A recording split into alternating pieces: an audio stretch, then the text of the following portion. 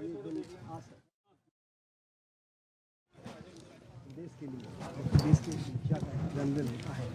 तमाम इस तरह की उम्मीद की जाती है कि सौगातें महाराज की जयकारे के साथ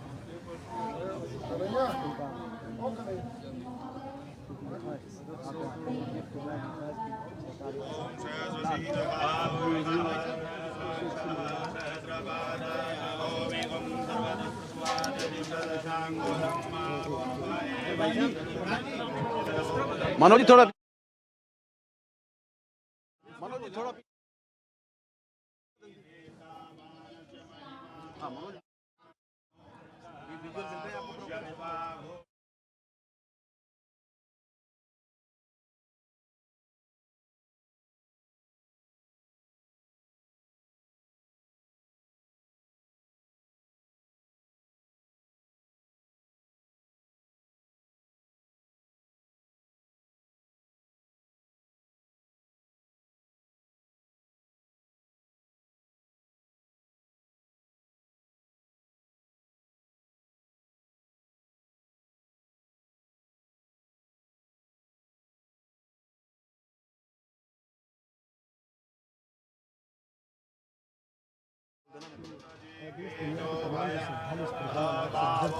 तो गुजरने वाले श्रद्धालुओं की सेवा तस्वीरों में देखा जा सकता है। ये तस्वीरें हैं पूंछी के लौठा गांव की, जहां पर कि ये गोवर्धन परिक्रमा मार्ग में पूंछी का लौठा स्थान है। मुकारबिंद का ये जो स्थान है, यहाँ पर मुख्यमंत्री भजनलाल शर्मा जो कि सूबे के मुखिया हैं और यहाँ पर पहुँचे हैं और एक लंबे समय से मुख्यमंत्री भजनलाल शर्मा पूंछी के लौठा आते रहे हैं। और जिस तरह से तस्वीरों में देखा जा सकता है कि यहाँ पर मुख्यमंत्री भजनलाल शर्मा रुद्राभिषेक कर रहे हैं। रुद्राभिषेक यहाँ पर मुखारबिंद मंदिर पर किया जा रहा है। सदियों से ये परंपरा बनी आई है कि यहाँ पर परिक्रमा मार्ग में ये जो पूंछी का लौठा स्थान है जो कि राजस्थान की सरजमी पर आता है और यहाँ पर मुख्यमंत्री भजनलाल शर्मा लंबे समय से पूजा अर्चना करते आए हैं। और आज दो आवश्यक दिन हैं, दो महत्वपूर्ण दिन हैं राजस्थान के लिए। आज मुख्यमंत्री भजनलाल सरकार का 1 साल कामकाज का पूरा भी हो गया है और आज मुख्यमंत्री भजनलाल शर्मा का भी जन्मदिन है।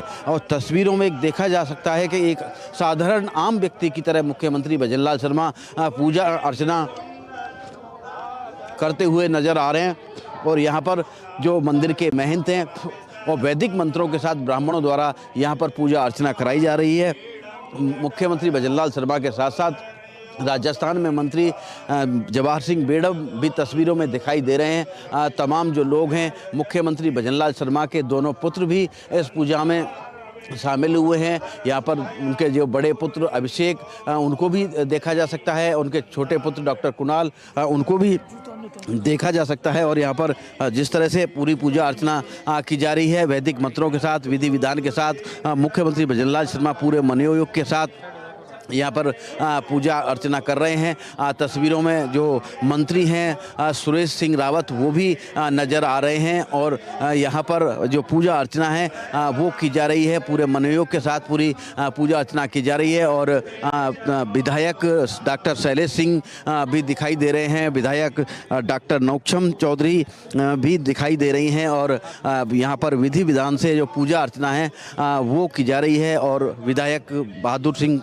कोहली भी यहाँ पर तस्वीरों में मौजूद हैं। पूरी जो पूजा अर्चना है यहाँ पर चल रही है, अपने आप में महत्वपूर्ण हो जाती है। और इस पूजा अर्चना के बाद मुख्यमंत्री भजनलाल शर्मा का जो अगला पड़ाव रहने वाला है वो पास में ही जो श्रीनाथ जी का मंदिर बना हुआ है, श्रीनाथ जी के मंदिर में मुख्यमंत्री भजनलाल शर्मा वैदिक मंत्रों के साथ पूजा अर्चना करेंगे। वहाँ पर भी जो पूजा अर्चना है वो कराई जाएगी। तस्वीरों में साफ तौर पर देखा जा सकता है ब्रज का लौठा, ये जो वो जगह है, ये जो स्थान है, इसको ब्रज का लौठा कहा जाता है। और ब्रज के लौठा के रूप में यहाँ पर भगवान श्री कृष्ण की पूजा की जाती है। ये वही स्थान है जहाँ पर भगवान श्री कृष्ण ने जब इंद्रदेव नाराज हुए थे और भारी वर्षा जब हो रही थी, लोग त्राही त्राही कर रहे थे, उस समय इसी पर्वत को मुख्यमंत्री भजनलाल शर्मा ने अपनी उंगली पर उठाया था। और उस पर्वत को उठाने के बाद जितने भी ब्रजवासी हैं, ब्रज के रहने वाले जितने भी लोग हैं, उन्होंने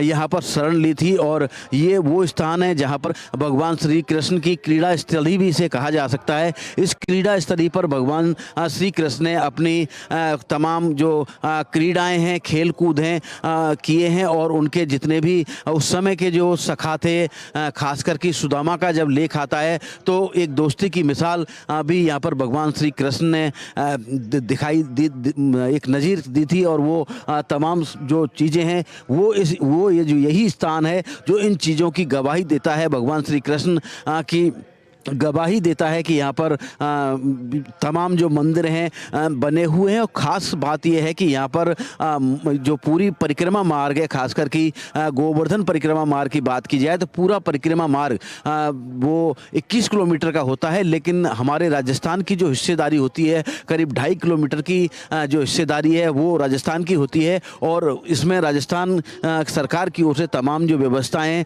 सुविधाएँ हैं परिक्रमार्थियों को कराई जाती हैं। लाखों की तादाद में यहाँ पर जो परिक्रमार्थी हैं पूर्णिमा के दिन आते हैं और हजारों की तादाद में प्रतिदिन यहाँ पर परिक्रमा देने के लिए दुनिया के कोने कोने से तमाम जो श्रद्धालु हैं वो आते हैं और यहाँ पर परिक्रमा देते हैं और परिक्रमा में कोई समस्या का सामना ना करना पड़े, जिसको लेकर यहाँ पर राजस्थान सरकार की ओर से खास करके मुख्यमंत्री भजनलाल शर्मा का आस्था का केंद्र पूरा ये आस्था का ये पूरा केंद्र है। उस केंद्र के चलते यहाँ पर मुख्यमंत्री भजनलाल शर्मा आज पहुँचे हैं और यहाँ पर विधि विधान के साथ पूजा अर्चना है वो कर रहे हैं और पूजा अर्चना के बाद आरती जो है आरती यहाँ पर कराई जा रही है। आरती यहाँ पर इस समय मुखारबिंद मंदिर पर चल रही है और आरती के बाद करने के बाद मुख्यमंत्री भजनलाल शर्मा आगे श्रीनाथ जी मंदिर जाएंगे। जैसा कि तस्वीरों में दिखाने की कोशिश कर रहे हैं, हजारों की तादाद में जो परिक्रमा हैं वो परिक्रमा करते हुए यहाँ पर नजर आ रहे हैं। तस्वीरों में देख सकते हैं किस तरह से यहाँ पर लोग पंक्तिबद्ध होकर परिक्रमा कर रहे हैं और परिक्रमा मार्ग में कोई सुविधा ना हो, जिसको लेकर पुलिस ने यहाँ पर पूरी तमाम जो सुविधाएं हैं, तमाम जो व्यवस्थाएं वो की गई हैं और यहाँ पर गिरिराज महाराज के जयकारे के साथ जितने भी श्रद्धालु हैं, दूर दराज से जो श्रद्धालु आए हैं वो परिक्रमा कर रहे हैं। मैं पुनः तस्वीरों में लौटाऊंगा जिस तरह से वीडियो जर्नलिस्ट धन सिंह दिखा रहे हैं। यहाँ पर मुख्यमंत्री भजनलाल शर्मा ने पूजा अर्चना की है और जिस तरह से पूरा रुद्राभिषेक किया था, रुद्राभिषेक करने के बाद अब मुख्यमंत्री भजनलाल शर्मा द्वारा यहाँ पर आरती है, आरती यहाँ पर की जा रही है और आरती का अपना एक महत्व होता है। पूजा अर्चना करने के बाद पूरी आरती है वो की जा रही है और आरती करने के बाद मुख्यमंत्री भजनलाल शर्मा श्रीनाथ जी मंदिर पहुँचेंगे और वहाँ पर पूजा अर्चना करेंगे। और जहाँ तक तमाम व्यवस्थाओं की बात की जाए तो डीग जिला प्रशासन की ओर से मुख्यमंत्री के आगमन को लेकर तमाम जो व्यवस्थाएँ हैं वो उनको मूर्त रूप दे दिया गया है। और महत्वपूर्ण बात यह है कि जिस तरह से राजस्थान सरकार ने जब बजट घोषणा की थी तो मुख्यमंत्री भजनलाल शर्मा का पूरा जो ध्यान था राजस्थान के जो ब्रज 84 कोस परिक्रमा मार्ग है और जो गोवर्धन परिक्रमा मार्ग है इसके लिए भी तमाम घोषणाएं मुख्यमंत्री भजनलाल शर्मा ने की थी। करीब 250 करोड़ रुपए की जो गोवर्धन परिक्रमा मार्ग के लिए घोषणा की गई थी, जिनके लिए आज 100 करोड़ की जो कार्य योजना है उनको यहाँ पर मुख्यमंत्री भजनलाल शर्मा लोकार्पण और शिलान्यास करते हुए नजर आएंगे। तस्वीरों में अब आगे देख सकते हैं मुख्यमंत्री भजनलाल शर्मा यहाँ पर करड़ी है और पूजा अर्चना करने के बाद मुख्यमंत्री भजनलाल शर्मा ने यहाँ पर दंडोती दी है और इसके बाद मुख्यमंत्री भजनलाल शर्मा आगे के लिए रवाना हो रहे हैं। श्रीनाथ जी का जो मंदिर है उस पर मुख्यमंत्री भजनलाल शर्मा पहुंचेंगे। श्रीनाथ जी के मंदिर में भी पूजा अर्चना करेंगे और यहाँ पर जो मंदिर के महंत हैं, जो यहाँ के उपासक हैं, कह सकते हैं पुजारी हैं, उनके द्वारा मुख्यमंत्री भजनलाल शर्मा का ये जो पूरा जो साफा है वो बांधकर यहाँ पर स्वागत किया जा रहा है। उनकी अगवानी यहाँ पर की जा रही है और स्मृति चिन्ह के रूप में भी यहाँ पर जो भगवान श्री कृष्ण की जो तस्वीर है, जो कि भगवान श्री कृष्ण को कई नामों से यहाँ पर पूजा जाता है। ब्रज का लौठा के नाम से पूजा जाता है, यहाँ पर दान घाटी पर पूजा जाता है, मुखारबिंद के नाम से पूजा जाता है। तमाम नाम मुख्य यहाँ पर भगवान श्री कृष्ण के हैं और तमाम लोगों की आस्था यहाँ पर रही है। अब तस्वीरों में देखा जा सकता है कि ये यहाँ पर भगवान मुखारबिंद की जो तस्वीर है, यहाँ के जो महंत और साधु महंत और जो पंडित हैं उन्होंने भगवान मुखारबिंद विंद की जो तस्वीर है वो यहाँ पर मुख्यमंत्री भजनलाल शर्मा को भेंट की है और इसी के साथ यहाँ की जो पूजा अर्चना है मुख्यमंत्री भजनलाल शर्मा की पूरी हुई है। और यहाँ से जो जितने भी जो महंत हैं उन्होंने मुख्यमंत्री के साथ जो आए हैं वो चाहे उनके पुत्र हों या अन्य जो लोग हों वो उनके साथ पूजा अर्चना की है। और पूजा अर्चना करने के बाद मुख्यमंत्री भजनलाल शर्मा आगे जो उनका कार्यक्रम है श्रीनाथ जी का मंदिर, वहाँ पर मुख्यमंत्री भजनलाल शर्मा श्रीनाथ जी के मंदिर के लिए रवाना हो रहे हैं। और यहाँ पर जो पूजा अर्चना थी खास करके जो पूजा अर्चना थी यहाँ मुखारबिंद मंदिर की, यहाँ पर मुख्यमंत्री द्वारा पूजा अर्चना कर ली गई है। और पूजा अर्चना करने के बाद मुख्यमंत्री भजनलाल शर्मा जो आगे का जो उनका निर्धारित स्थान है वहाँ पर मुख्यमंत्री आगे बढ़ते हुए नजर आएंगे। और वहाँ पर भी मुख्यमंत्री भजनलाल शर्मा का पूजा अर्चना करने का कार्यक्रम है। और जिस तरह से चूँकि मूल रूप से भरतपुर के निवासी हैं मुख्यमंत्री भजनलाल शर्मा, तो स्थानीय जितने भी लोग हैं वो यहाँ पर आए हैं, मुख्यमंत्री भजनलाल शर्मा से मिलने के लिए आए हैं, मुख्यमंत्री भजनलाल शर्मा का स्वागत करने के लिए आए हैं। और तमाम वो लोग हैं जो कि मुख्यमंत्री भजनलाल शर्मा से मिलना चाहते हैं। लेकिन जयपुर में मुख्यमंत्री भजनलाल शर्मा के 3 महत्वपूर्ण आयोजन होने हैं, उन आयोजनों में मुख्यमंत्री भजनलाल शर्मा को शिरकत करनी है, जिसके चलते समय कम होने की वजह से मुख्यमंत्री भजनलाल शर्मा का जो काफिला है आगे जो निर्धारित कार्यक्रम है श्रीनाथ जी मंदिर का, वहाँ श्रीनाथ जी मंदिर के लिए मुख्यमंत्री भजनलाल शर्मा रवाना हो चुके हैं। और श्रीनाथ जी मंदिर में पूजा अर्चना करने के बाद मुख्यमंत्री भजनलाल शर्मा एक सभा को भी संबोधित करेंगे।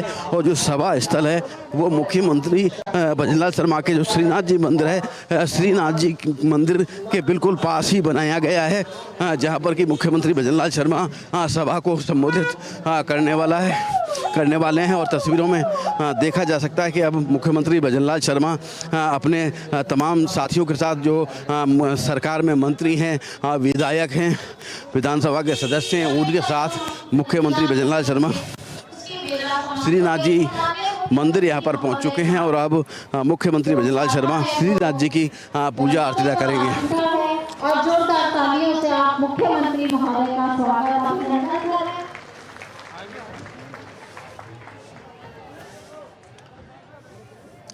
अब मुख्यमंत्री भजनलाल शर्मा पहुँचे हैं, जो श्रीनाथ जी का मंदिर है वहाँ पर मुख्यमंत्री भजनलाल शर्मा पहुँचे हैं। और यहाँ पर जिस तरह से पूरे प्रबंधन द्वारा व्यवस्था की गई है, उन तमाम व्यवस्थाओं को यहाँ पर अगला जो श्रीनाथ जी के मंदिर में मुख्यमंत्री भजनलाल शर्मा पूजा अर्चना करेंगे। श्रीनाथ जी के मंदिर में पहली सीढ़ी मुख्यमंत्री भजनलाल शर्मा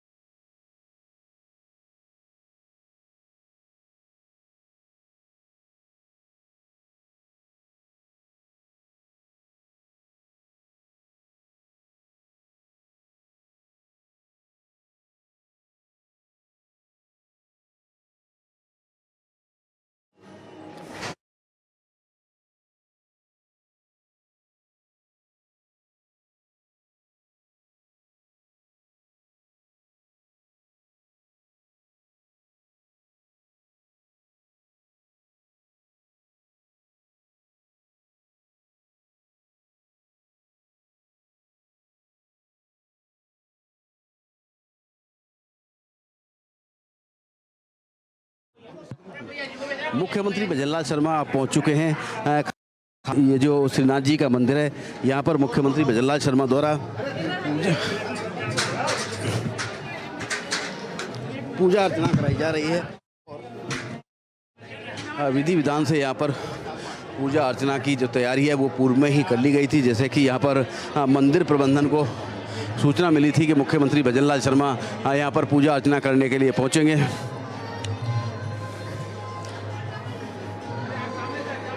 तभी से जो चाक चौबंद व्यवस्था हैं उनको पहले से ही जो अंतिम रूप है वो दे दिया गया था और यहाँ पर मुख्यमंत्री भजनलाल शर्मा अब पूजा अर्चना कर रहे हैं। खास करके श्रीनाथ जी का ये मंदिर है। श्रीनाथ जी के मंदिर में मुख्यमंत्री भजनलाल शर्मा की आस्था का केंद्र रही है। आपसे जानना चाहेंगे कि आप मंदिर के पुजारी हो? ये मंदिर बहुत पुराना पीढ़ियों से चला आ रहा है और यहीं पर ही शर्मा जी बहुत समय से गिरिराज जी की में आस्था है और गिरिराज जी ये कलयुग के प्रथम देवता हैं। इन जैसा देव ना तो कोई पूरे ब्रह्मांड में हुआ ना कोई हो सकता है। स्वयं नारायण विराजते हैं, स्वयं श्री कृष्ण भगवान की लीला स्थलीय द्वार है ये। श्रीनाथ जी गिरिराज जी में से ही प्रकट हुए हैं। स्वयं नारायण यहाँ विराजते हैं। खासकर कि मंदिर के चमत्कारों की बात की जाए, दुनिया के कोने कोने से लोग आते हैं। चमत्कार के बारे में क्या बताना चाहो? देश ही नहीं पूरे विदेश से भी। चमत्कार तो ये है कि सब लोग प्रत्येक स्वयं हाथ से सेवा है। यहाँ पूरे ब्रह्मांड में कोई भी देव ऐसा नहीं है जो हाथ से सेवा हो। यहाँ पर स्वयं नारायण की हाथ से सेवा है और प्रत्यक्ष है कि प्रत्यक्ष तो ये आप देख ही रहे हो कि आम आदमी को ठाकुर जी ने एक ही बार में मुख्यमंत्री बना दिया। गिरिराज बाबा की इससे बड़ी कृपा और क्या हो सकती है। स्वयं नारायण विराज रहे हैं श्री जी बाबा। बिल्कुल आम आदमी को मुख्यमंत्री यहाँ पर ठाकुर जी की कृपा से बनाया गया है। तमाम जो लोग हैं वो यहाँ पर दर्शन के लिए पहुँचे हैं और पूजा अर्चना और दर्शन किए हैं। सर, आस्था का केंद्र है मुख्यमंत्री भजनलाल शर्मा का स्थल। आज़ाद बहुत अच्छा माल है, उनका जन्मदिन है। मैं समझता हूँ प्रदेश में बेमिसाल प्रगति कर रहे हैं। निश्चित रूप से आपके जन्मदिन में हमारे उनकी नगरी में आए, यहाँ उनका बहुत आध्यात्मिक विचारधारा के साथ बहुत लंबे समय तक जुड़े रहे हैं। निश्चित रूप से हमारे प्रदेश में बहुत उन्नति कर रहे हैं। आज सरकार के 1 साल का कामकाज भी पूरा हुआ है। 1 वर्ष राजस्थान सरकार कुशल नेतृत्व में मुख्यमंत्री भजनलाल सरकार के में 1 साल का कामकाज पूरा तय कर लिया है और आज संयोग से मुख्यमंत्री भजनलाल शर्मा का जन्मदिन भी है। एक साल का आकलन करें तो कितने विकास कार्य हुए? मैं समझता हूँ आप सबने पढ़ा होगा, देखा होगा, बजट में राजस्थान का पहला बजट होगा जो आज प्रदेश में जितनी बेमिसाल उन्होंने अपने आप में निश्चित रूप से हर गांव और ढाणी का विकास करने का सोच के साथ उस बजट को प्रस्तुत किया। आज 1 साल हो गए। निश्चित रूप में आम को उसका बहुत बड़ा फायदा उस बजट के माध्यम से मिलेगा और विकास होगा। अभी हाल ही में राजस्थान सरकार द्वारा rising Rajasthan global investment summit आयोजित की गई थी जिसमें कि 35 लाख करोड़ का निवेश आया है। क्या नज़रिया है, कितना विकास वो कर पाएगा? ये निश्चित रूप से धरातल पर उतरेगा। हमारे मुख्यमंत्री जी का संकल्प है। उन्होंने देश में और विदेश में घूम कर निश्चित रूप से जो निवेशक हैं उन सब के साथ संपर्क किया है और अब राजस्थान में माहौल बन चुका है। लोगों में आपको शांति से अपना जीवन जी रहे हैं। निश्चित रूप से लॉ एंड ऑर्डर की कोई प्रॉब्लम नहीं है और अब निश्चित रूप से राजस्थान का विकास बहुत तेज़ गति के साथ होगा और राइजिंग राजस्थान के नाम पर जो निवेशक होंगे वो निवेशक निश्चित रूप से इसमें उतरकर प्रदेश के विकास के लिए आगे आएंगे। प्रधानमंत्री इस पूरे समिट का आगाज करने के लिए आए थे। उन्होंने मुख्यमंत्री और पूरी जो सरकार है उसकी प्रशंसा की थी। आपने देखा होगा कि माननीय यशस्वी हमारे प्रधानमंत्री जी ने मुख्यमंत्री जी का 1 वर्ष का कार्यकाल देखा और राइजिंग राजस्थान की जिस तरह से व्यवस्था देखी और जिस तरह से उन्होंने MOU के माध्यम से अपने आप में अध्ययन किया, उसके आधार पर उन्होंने निश्चित रूप से आम के सामने सबके साथ हमारे मुख्यमंत्री जी की बधाई दी और उन्होंने प्रशंसा की कि 1 वर्ष में निश्चित रूप से मुख्यमंत्री जी और उनकी कैबिनेट ने बहुत अच्छा काम कर रही। हमारे साथ जुड़ रहे हैं भारतीय जनता पार्टी भरतपुर के जिला अध्यक्ष मनोज भारद्वाज। मनोज जी, आपसे जानना चाहते हैं कि आज पहला जो वो है भजनलाल सरकार का 1 साल का कामकाज पूरा हुआ है।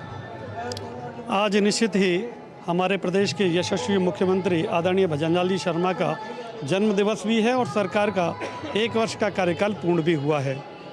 हमने सरकार के 1 वर्ष के कार्यकाल पूर्ण होने के अवसर पर साथ ही भजनलाल जी के जन्म दिवस के अवसर पर जिले भर में 13 तारीख से लेकर के 15 तारीख तक भव्य आयोजन कार्यक्रम किए हैं, जिसमें जिले भर में प्रत्येक धार्मिक अनुष्ठान कार्यक्रम प्रत्येक मंडल स्तर पर, साथ ही साथ श्रद्धा केंद्रों पर, उसके अलावा बहुत सारे रक्तदान के कार्यक्रम हमने उपखंड स्तर पर आयोजित कर रहे हैं। आज निश्चित ही प्रदेश के अंदर लगभग 80-85 सालों में अनेक मुख्यमंत्री रहे हैं, लेकिन पहली बार देखने में आया है कि प्रदेश के यशस्वी मुख्यमंत्री आदरणीय भजनलाल जी शर्मा के नेतृत्व में जिस प्रकार से काम हुए हैं और जो विधानसभा चुनावों से पूर्व हमारा संकल्प पत्र था, घोषणा पत्र था, उस घोषणा पत्र में जो जनता से वायदे उन्होंने किए थे, उन वायदों में से लगभग 55% वायदों को उन्होंने एक ही वर्ष में पूर्ण करने का काम किया है।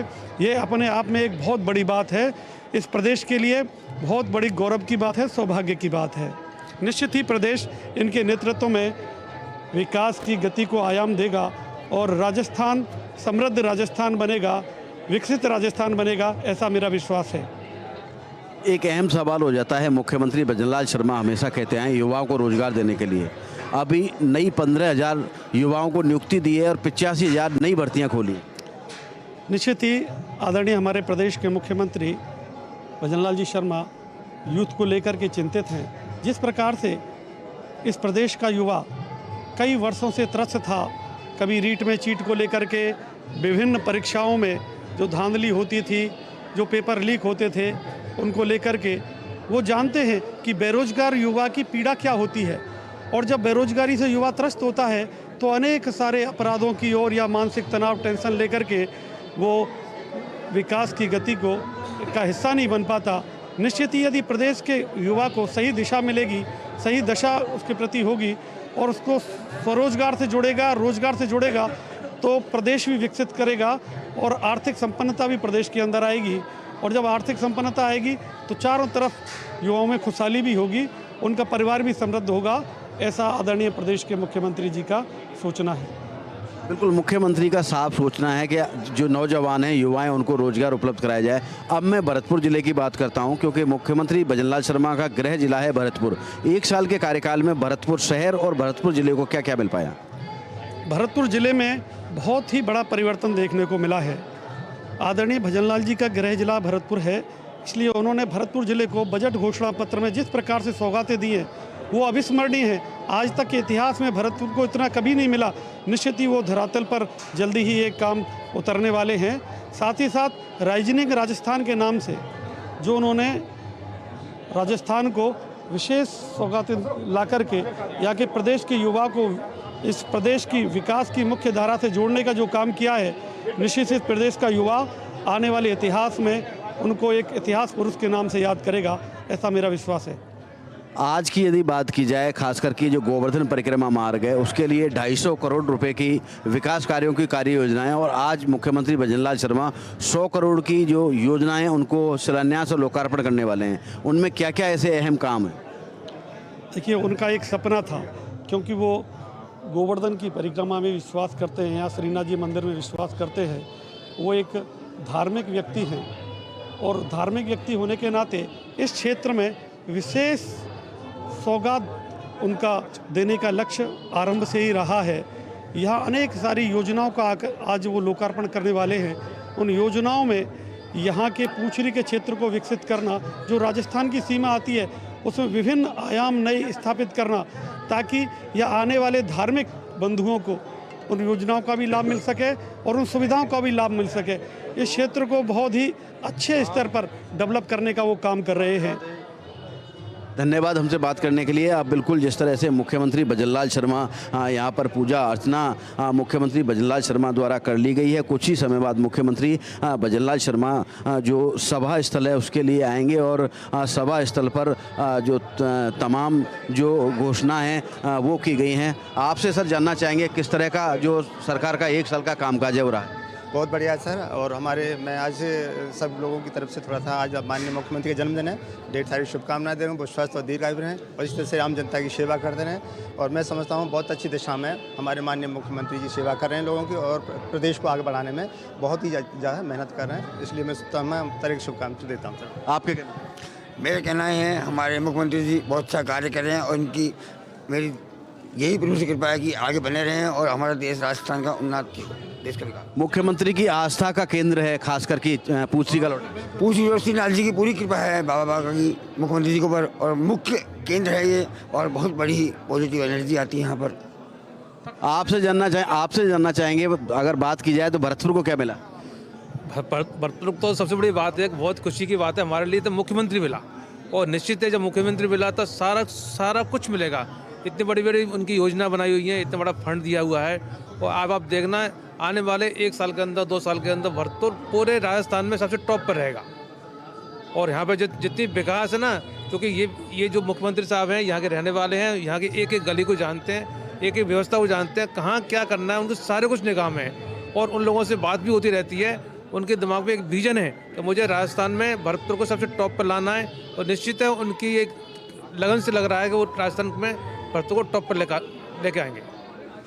सबसे पहले तो मैं जन्मदिन की हार्दिक शुभकामनाएं देना चाहूँगा माननीय मुख्यमंत्री जी को, और 1 साल का जो इनका सफलतम रहा बहुत अच्छा। और उसके साथ साथ मेरा एक ही है कि युवाओं के बारे में थोड़ा सा ध्यान आकर्षित करें और राजस्थान से, जिससे राजस्थान को बहुत ही लाभ मिलने वाला है। अतिशीघ्र और भजनलाल जी के नेतृत्व में राजस्थान में उपचुनाव में 5 सीटें आई, तो हम उसके लिए बहुत बहुत बधाई। और 1 साल में राजस्थान में सुशासन आ गया है। कुशासन से कि पहली बार एसओजी में 50 दरोगाओं को जेल के भीतर डाला गया है। जो दरोगा अपराधियों को पकड़ने का काम करती है उनको पकड़ के हमने जेल में डाला है भाजपा सरकार ने। तो इसके लिए मैं जन्मदिन पर भी हार्दिक शुभकामनाएं और वह धन्यवाद ज्ञापित करूँ। धन्यवाद। सबसे पहले तो मुख्यमंत्री जी को जन्मदिन की हार्दिक शुभकामना देना चाहता हूँ। और इतने सरल स्वभाव के बहुत अच्छे हमारे मुख्यमंत्री जी हैं और इन्होंने विकास की गंगा बहाई है। आने वाले कल में देखना हमारे भरतपुर का नाम नंबर 1 पर रहेगा और बहुत अच्छे आदमी हैं। भाजपा के वरिष्ठ नेता हो गिरधारी गुप्ता जी, सरकार का आज 1 वर्ष पूरा हो रहा है, कितने कामकाज हो पाए? देखिए, भरतपुर के लाल ने जब से राजस्थान की गद्दी संभाली, इस भरतपुर के लाडले सपूत ने सबसे पहले सीआरपीसी का जो काम था, जिसकी घोषणा पूर्ववर्ती सरकारों ने की लेकिन किया कुछ भी नहीं, लेकिन माननीय मुख्यमंत्री यशस्वी मुख्यमंत्री ने आते ही सबसे पहला काम सीआरपीसी को लागू करने का किया। और निश्चित रूप से उस दिशा में हम आज 1 वर्ष का काल पूरा होने पर उस दिशा में सरकार आगे बढ़ी है और वो काम की शुरुआत हो गई है। दूसरी बात, जो भर्तियां पिछली सरकारों में हुई थी, जिनके पेपर लीक हुए थे, आज पुनः सरकार ने लाखों लोगों को रोज़गार देने की दिशा में कदम आगे बढ़ाया है।